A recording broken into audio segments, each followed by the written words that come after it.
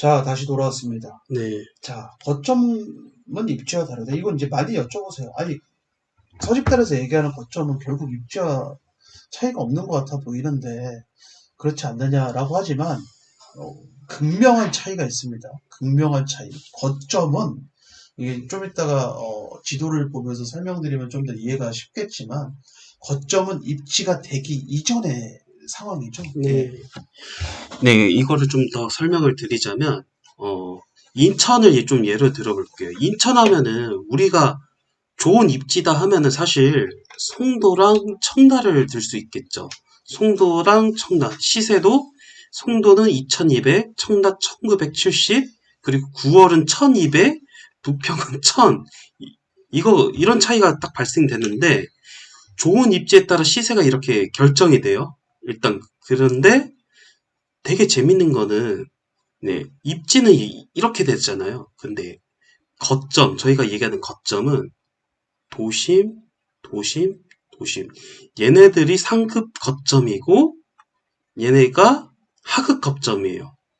그래서 9월 부평이 시세로는 청라보다 한참 뒤떨어지지만, 거점 개발에 따르면은 9월과 부평은 얘보다 급이 더 좋아야 된다라는 결론에 다다르겠죠. 그렇다면은 우리는 9월 아니면 부평에 투자를 해야 되는데, 자금에 맞게 부평 아니면 9월에 투자를 해야 되는데, 그 중에서도 거점 개발지 중에서도 속도가 빠른 데를 선점을 해야 된다. 이게 가장 중요한 포인트입니다. 네. 네, 아까 신길뉴타운 하나 꿈에 그린 아파트 그 위성 사진을 봤을 때 네, 10년 전에 그 신길뉴타운 하나 꿈에 그린 아파트가 나홀로 있었을 때는 입지가 좋아 보이진 않았지만 걔는 네, 거점 개발지라고 말했습니다. 네, 오세훈 서울시장이 2기 뉴타운 사업지 거점 개발지여서 한참 개발이 돼가지고 완성이 돼서 지금 신길뉴타운이 거의 완성이 됐죠. 네, 지금 상태가 입지인 거예요. 네, 지금 상태가. 그럼 네, 10년 전에 그 횡했던 하나 꿈에 그린 아파트 하나만 있고 그 주변에 저층주거지가 있었는데 거기를 정치적으로 왕성하게 밀어주겠다, 개발을 해주겠다라는 의지로 계획을 잡았던 게 거점이었던 거죠. 네, 예. 그렇습니다. 청량리 역세권, GTX 더블 역세권이 될 청량리 역세권이 거점인 거예요. 네, 그 거점. 네, 그리고 그 주변에 이미 완성된 새 아파트는 과거에는 입지가 좋지 않은 아파트였지만 거점이 완성돼 가면서 입지가 좋은 아파트로 변해가는 거죠. 그럼 네, 우리의 이런 어느 시점에 투자를 해야 되냐면 거점일 때 투자를 해야 된다.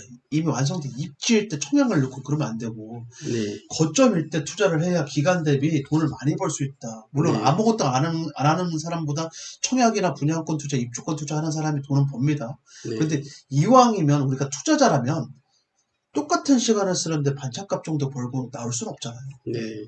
그래서 저희가 근데 속도를 강조하는 이유가 거점 개발지 중에서도 정치적인 이유로 억누르는 경우도 있습니다. 그 대표적인 게 용산 정비창 부지, 그리고 잠실 개발, 뭐 이런 거 같은 경우, 잠실 주공이라든지 이런 거에 진짜 박원순 서울시장 그 생전 때 엄청나게 대치를 했잖아요.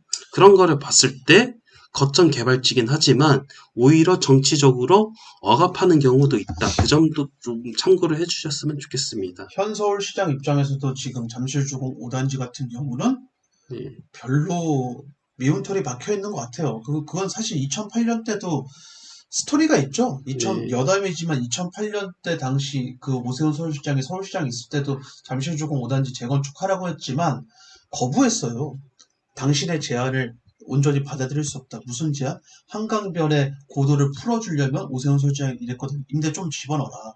그럼 좀 풀어주겠다 했는데 그거 거부했거든요. 근데 그거 네, 거부하지 않은 그 옆에 있는 뭐 크로버 아파트나 미성 아파트 지금 잘 되고 있죠. 진주 아파트 이런 애들은. 네, 그렇습니다. 자, 이렇게 해서, 어, 가, 서울의 사례를 한번 아 들어볼게요. 이게 서울의 사례. 핵심이에요. 이게 네, 핵심이어서 가격이 보여드려야, 음, 여러분들이 좀 확실히 인지를 하실 것 같아서 이거를 좀 보여드릴 건데, 청량리역입니다. 네, 청량리 역세권 여기는 용도 지역의 상업 지역이죠. 그래서 네, 어, 원래 서울시 법정 상한 그 상업지역에서 법정 상한 용적률은 800%인데 서울시장의 권한으로 1000%를 받은 곳입니다. 그래서 L65 3인방들이 지어지고 있고 무려 65층을 지을 수 있는 땅이 됐죠. 그래서 분양을 많이 할 수 있는 땅이 돼서 네, 이 상업지역 내에 있는 단독주택의 시세 변화를 보면 참 재밌어요.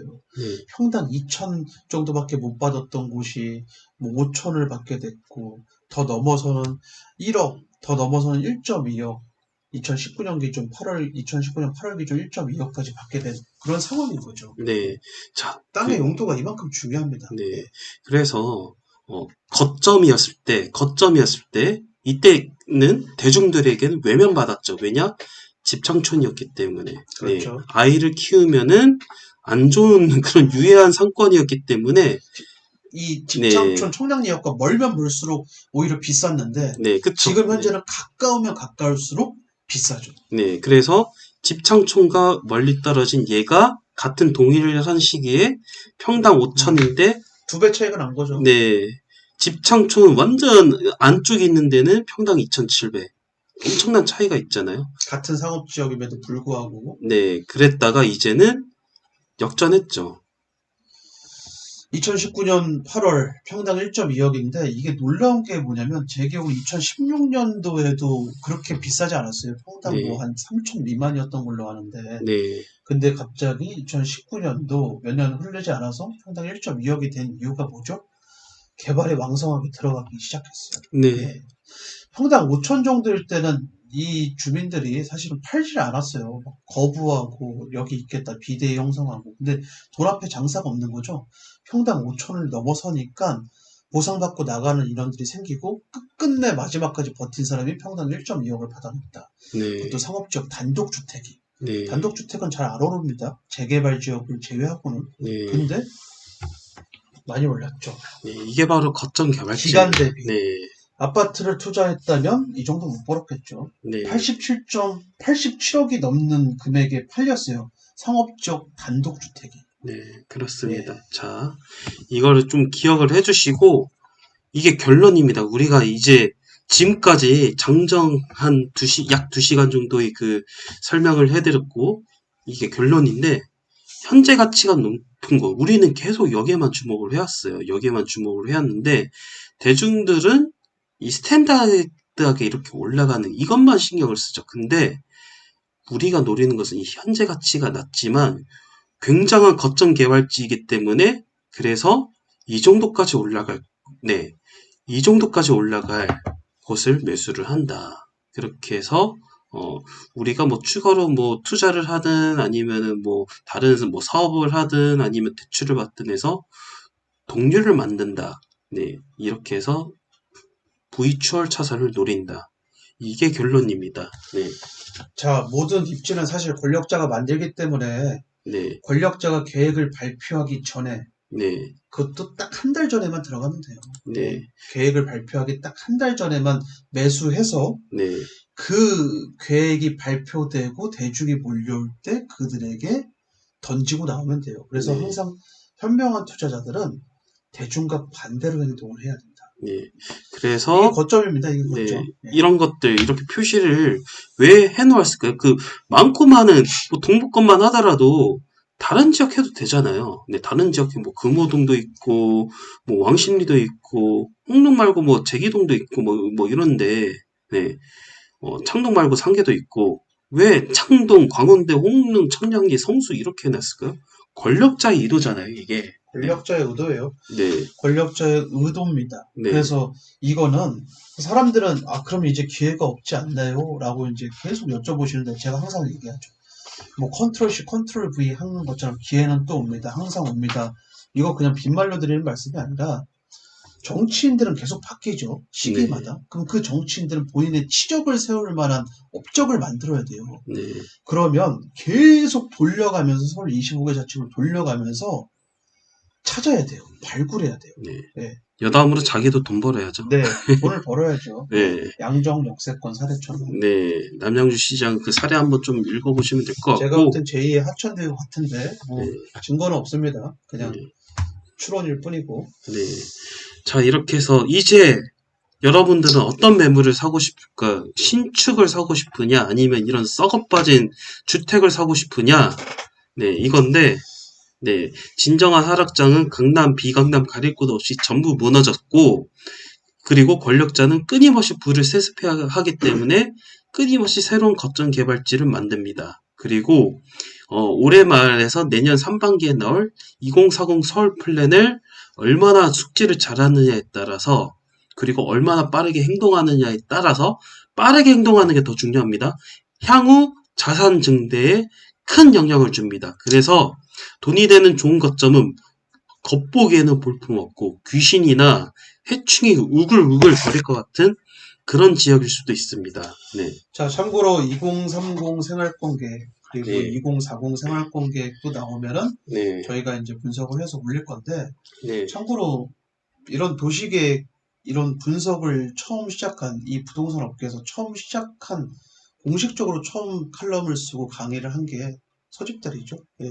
이거는 자부할 수 있고 2040 계획이 나오더라도 그 누군가가 해석하는 것보다 더 정확하게 해석할 자신이 있으니까 이것도 많이 기다려 주시면 되고, 오늘 지금 파트 1 마인드 세팅 강의를 드렸는데 네. 저는 여러분들에게 데이터를 근거로 제시를 해줬을 뿐이지 강요한 건 아닙니다.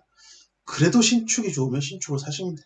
예. 네. 그리고 이번 강의를 통해서 어느 정도 유의미한 생각의 변화가 있으신 분들은 임장을 꼭 해보세요. 임장을 꼭 하면서 여기가 왜 거점인지, 거점이 과연 뭔지, 진짜 이런 곳에 투자를 하면 돈이 되는지 그런 걸 몸소 좀 느껴보셨으면 좋겠습니다. 네. 자, 1부는 여기까지 하는 걸로 하고, 이제 여태까지 우리가 이런 식으로 우리의 이론을 말씀드렸는데, 그럼 네. 이제 이 이론대로 시세가 정확하게 맞아 떨어지는지를 검증해야 되잖아요. 네. 그래서 실거래가를 기준으로 해서 이제 네. 그 검증하는 시간을 갖도록 하겠습니다. 네. 프로파트입니다. 네. 네, 감사합니다. 감사합니다.